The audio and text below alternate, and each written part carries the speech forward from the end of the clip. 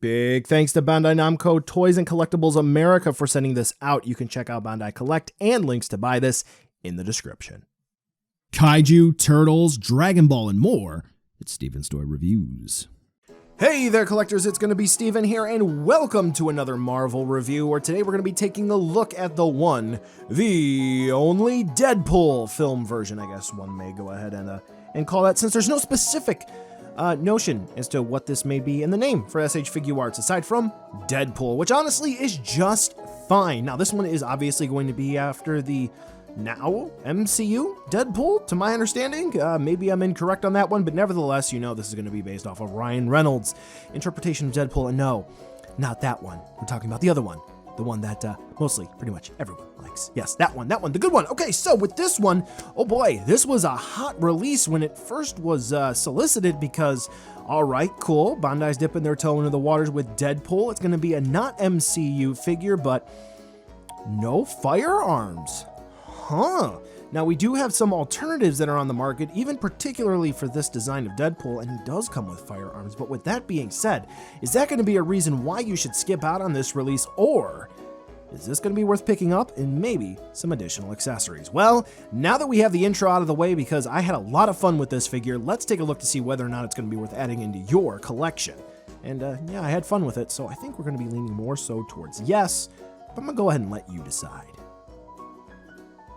Sculpt and paint-wise, there are going to be, well, I suppose two things overall which folks may or may not like. First and foremost, this figure does have a bit of a wash and a dry brush to it, which is going to be a heavy-handed black paint, which I actually like. From a distance, it really helps to bring out some of the details, and it makes Deadpool look a bit dirty. Up close and personal, you can see it is a bit more paint than it is more well integrated in, like some of the other Figuarts from the Marvel Cinematic Universe. Or not.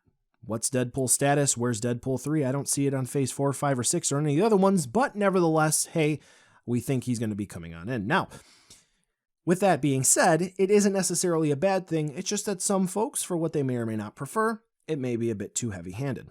The other part, which I guess is relatively unavoidable without having something which may extremely hinder the articulation or have breakable parts, the strap, which would help him hold his swords, or more particularly the katana, in place, that is actually going to be integrated into the sculpt, and it is broken up based on the articulation. So, for those of you who want completely seamless, it's an action figure, not going to have that, this may affect you. But otherwise, Deadpool looks fantastic. The mask is asymmetrical, which is exactly what one would expect. Hands, they're not exactly super large, which I think mostly everyone knows Deadpool to have, kind of somewhat small hands. At least that's kind of what I've always seen. Paint application for the different parts on his belt look good. The eye paint is going to vary from different parts that we are going to have in terms of accessories, which we'll take a look at that in a second. Yeah, overall, Deadpool does look rather rock solid. Eagle-eyed viewers, however, will note that there are going to be little slits on his thighs where it looks like holsters may at one point have been. Why are they there now? I don't quite know. For those of you who like your SH Figuarts with a little bit of mobility, then congratulations, Deadpool is going to be what you're looking for. There are a couple of things maybe you need to keep in mind, mostly when it comes to the neck articulation. I have a couple of tight joints there on this unit, but nevertheless, he's really good. So as you can see, the head is going to pop off, and as we're going to see here in just a little bit, the eyes are replaceable. So that is how you're just going to pop the head off. Keep in mind there will be signifiers here for how you pop the head on and off. You can't just go ahead and just pop it on in any direction. You got to follow the nubs. Now, the head is going to pop onto this section here, which is on a ball joint, and it is rather tight, especially when you have this head on. And then that section plugs into the neck on a ball joint as well. And as you're going to see here, more so twisting and turning, rather tight, but it's easier to move with the head on, which is a good thing. However, you're also going to note that there is a ball joint where the neck plugs into the body here. More often than not, that's the joint that moves for me whenever I'm moving Deadpool's neck around. Shoulders. We do have butterfly hinges, so this way they move forward. Do they move up and down? Just a little bit, so I'm inclined to believe that this is going to be ball-jointed movement, which is really good.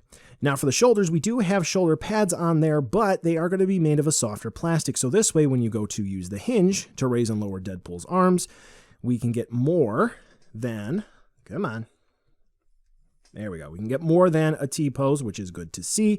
And then, of course, they're going to be plugged in on ball joints, so this way we can spin the arms around with no issues. Going to be the same for both. Dedicated bicep swivel, which is great because we have double hinged elbows as well. And here is the, as Hercule would say, coup de grace, right? So, if you're a fan of Ultraman Figuarts, some more so I am, guess what? Elbow swivel. Very cool. Wrists, standard SH Figuart style, where we're going to have a peg that plugs into the forearm that allows you to spin around. We are going to have hinge, and then the wrists have a ball joint, so this way the hands plug in like that. Ab crunch, ball joint, twisting and turning from side to side, it's okay, but forward and back movement is what you're going to need. We do have a waist joint, which accommodates more so for twisting and turning, but thanks to the neck, we can sort of fudge the poses a little bit. The hips, they're going to be the standard renewal style Figuarts hips, so they are going to plug in on ball joints, and then they are going to swing out essentially on swivels. So as you can see there, Deadpool can kick about that far forward and that far back. Very good. We have dedicated thigh swivels, so this way the legs can spin around, no issue. Double hinge knees. Dedicated, what kind of joint do we have there? Well, there is going to be a guard here, so you can't really see it, but it is going to be a hinge and swivel combination, so this way we can get ankle rocker movement and a toe hinge. Deadpool moves just fine, and as you're going to see in some of the goofy poses that he's going to be in the action shots, he can be in pretty much any pose that you need. Does Deadpool make any sense? No, so this pose is accurate to the source material. Good job. Accessories time. Oh boy, Deadpool comes with a lot. We get 3 alternate eye parts. We get a knife with a scabbard. We get 2 katana along with these sheaths to go on his back. We get a wide array of hand parts, and that will be that will be pretty much it. So let's go ahead and take a look at the alternate hand parts, which okay. So for the alternate hand parts, we are going to get obviously splayed hands. Those are actually going to come default on Deadpool, but we're also going to get more so splayed hands. We're going to get pointing hands, fists, somewhat cupping hands. We're going to get karate chopping hands. We're going to get gun holding hands. We're going to get thumbs up, and then we're going to get sword holding hands. Okay, that's great. You can see them all here. You're going to see that little black stick looking thing there. That is so this way you can use that to pop out the eye parts. So this way you can have Deadpool change his expression. So instead of different face plates, we get alternate eye parts.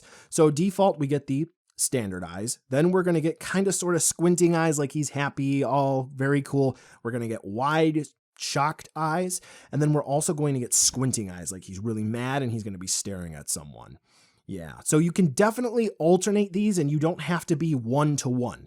You can alternate between one shocked and one happy. You can get one squinting and one happy. You can create a whole bunch of different looks for Deadpool. Though I will note, it appears that this swapping was not intended to be with the figure, so it can look a little wonky depending on the combination. Now, he does come with a knife and an alternate scabbard part that is going to be on his leg. Now, the way that this works is you actually have the full attached part, which is already out of the box. You pop that off, then you pop the empty sheath or scabbard on his leg, and then you have the actual knife in his hand. For the katana, we're actually going to be sort of the same way. On his back, which we are going to have the 2 sheaths cross over, we're actually going to have the 2 handles, which you just pop those off. We'll just go ahead and call them handles. And they don't have swords attached to them, no blades. Then you are going to have alternate parts with blades attached. Whew. All right. That's pretty much it for the accessories. And I do have to say, overall, aside from imperfect masking, which, I mean, you're not going to have that unless this is going to be a custom figure, Deadpool overall does look good, and here are some action shots. As I kind of said at the top, a lot of folks were upset at initial solicitation because he does not come with any firearms. But he's got these finger guns. Anyway, if you are looking to arm your Deadpool, we have plenty of options on the aftermarket with other companies, and other parties who are going to be making different weapons, and there are plenty that are available. So if you specifically want Desert Eagles for your Deadpool, you can do that. You want to give him a minigun, you can do that. If you want him to hold a full-on semi-auto while he's holding that knife and it doesn't make any sense, it's Deadpool, go ahead and do that. Basically, the world is your oyster. So normally I would do a 360 spin view with some effect parts and so forth, but guns are just fine here. So you can use aftermarket guns if you'd like. If you're interested, I got videos to help you out with support stands and effect parts as well. So now let's go ahead and move on over to a size comparison where this is actually something I was kind of shocked by. Deadpool actually runs on the smaller side of the SH Figuarts lineup. Not exactly at that 5.5 inch, 6 inch mark. You can see that he is going to be shorter than some of the other figures you might have in your collection, but not by a super duper amount, just by a little bit, including some of the other Deadpool figures you're going to see here. So buy now, skip, or wait for a deal. Clocking in at $80, what I will have to say is if you do pick this figure up, I would have to say you should be pleased. The articulation is fantastic, and I do have to say the overall quality in terms of the paint application is rather good, with a couple of minor blips here and there on my particular unit. So that obviously means that quality control may vary. Now with that being said, the accessories, basically, the figure is going to thrive with different expression parts, and it is very clear at some point they intended for some sort of holster, especially on the thighs. That, however, was not included, and we don't know if there may be another release down the line, or if there's going to be some sort of accessory pack. But that being said, for what we do have, we do get a rather rock-solid figure that is going to be in the same price as Bandai's other Marvel figures. And additionally, if you are looking for other things that are going to be on the market that you can also use with other figures, like weapons accessory sets, you can definitely do that, and Deadpool will definitely, absolutely, most positively benefit from that. Overall, a solid release. Well, collectors, that brings us to the end of the video today, and I just wanted to take a second to thank you so much for watching. Now you've heard a lot from me, I'd like to hear a little bit from you. Drop in the comments down below whether or not you liked it, you hated it, or maybe you were somewhere in between. I also want to take an extra second here for a nice, humongous thank you to all the patrons for SDR over the last month who have really helped the channel grow into what it can be today. So to all of you, 2 big thumbs up. Thank you very much. And now the end card should be popping up, which will give you a few clickable links, like maybe to subscribe or head on over to my Patreon, or some short URLs like to my social media or to my Teespring store. There's also a video I hand selected for you, so if you want to watch another STR video, I hand selected some good content for you to watch, so definitely check out that video. Thank you again so much for watching, and I'll catch ya in the next video.